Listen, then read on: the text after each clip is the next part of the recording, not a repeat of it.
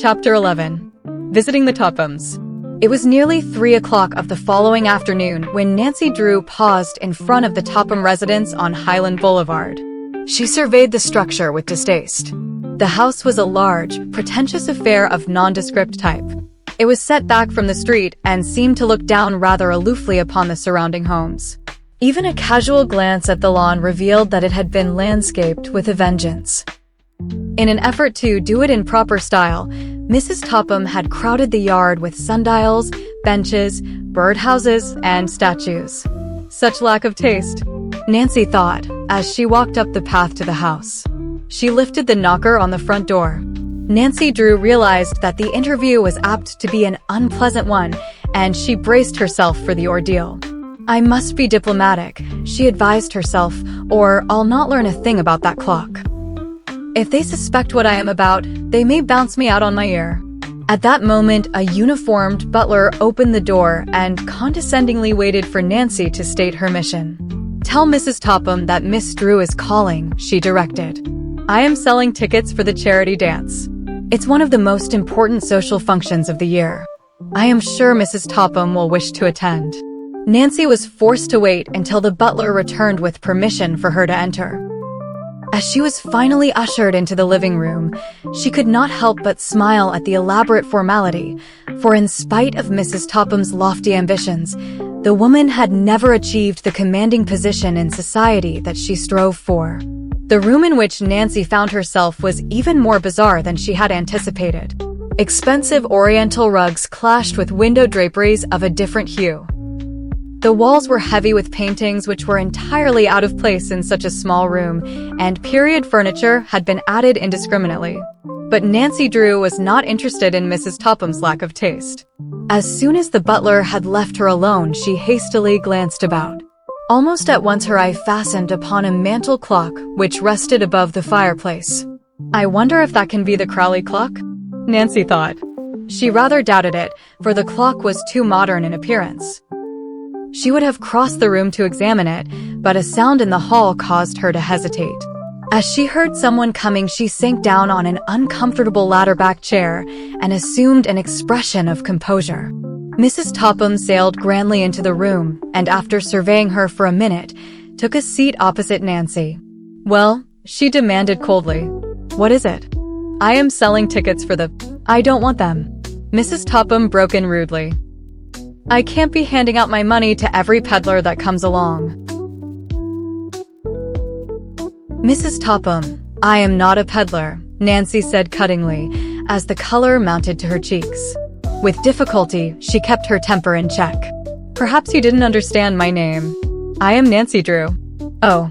A slight change came over Mrs. Topham's face, for she was fully aware that Carson Drew and his daughter were cordially welcomed in River Heights homes, which merely tolerated the Tophams or, in a few cases, barred them.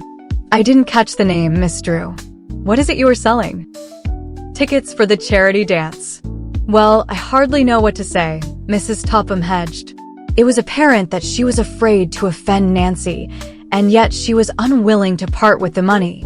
Although the Tophams were well-to-do, it was common knowledge that Mrs. Topham was decidedly stingy where other persons were concerned.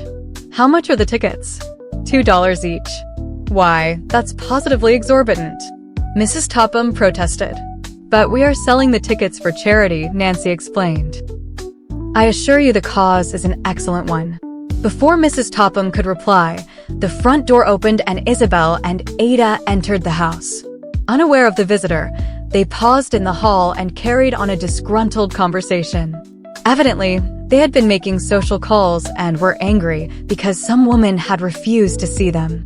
"Her maid said she wasn't at home, but I know she was," Nancy heard Ada complain.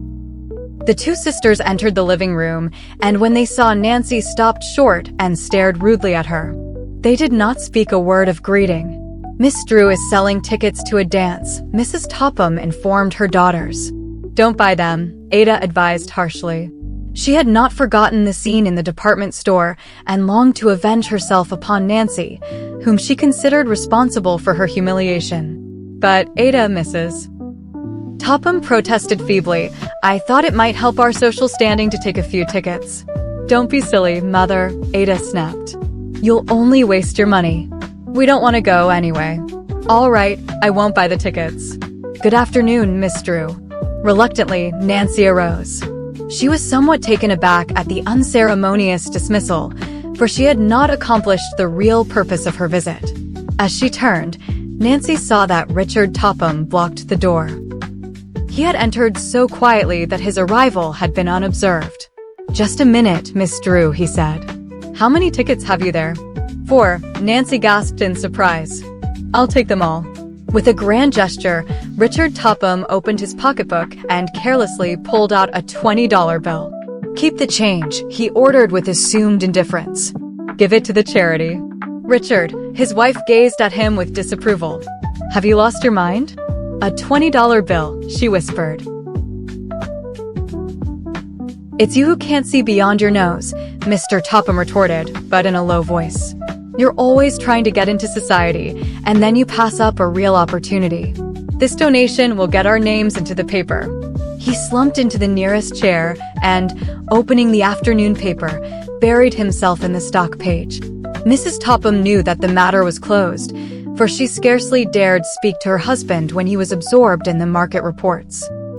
Nancy, too, realized that she had no excuse for prolonging her stay. I really must be going, she said quickly. What time is it, anyway? There's a clock in front of you, Isabel told her pointedly. Why, so there is, Nancy returned pleasantly. She glanced at the timepiece as though she had never seen it before. Oh, surely that can't be the old Crowley clock? I'm so interested in heirlooms. I should say not. This is a far more expensive clock than the one Josiah Crowley left us, Mrs. Topham informed her caller condescendingly. Indeed? But I suppose you still have the family clock stored away in your attic. It's so hard to part with heirlooms. Cleverly, Nancy led Mrs. Topham to further disclosures. It wasn't hard to part with that old-fashioned thing, Mrs. Topham returned. We didn't want it cluttering up the attic, Isabel added. Crowley left so much old junk. We considered the clock entirely out of place in our modern home, Mrs. Topham continued. So we sent it up to our bungalow on Moon Lake. Unwittingly, Mrs. Topham had given Nancy the information which she sought. The purpose of her visit accomplished, the girl politely thanked the Tophams for the purchase of the charity tickets and quickly took her leave. As she walked down the path to the street, she chuckled softly to herself. The Tophams may be old schemers, but this time they weren't so clever. Unless I am mistaken, those tickets will prove the most expensive ones they ever bought. Before they get through, it may cost them the Crowley fortune.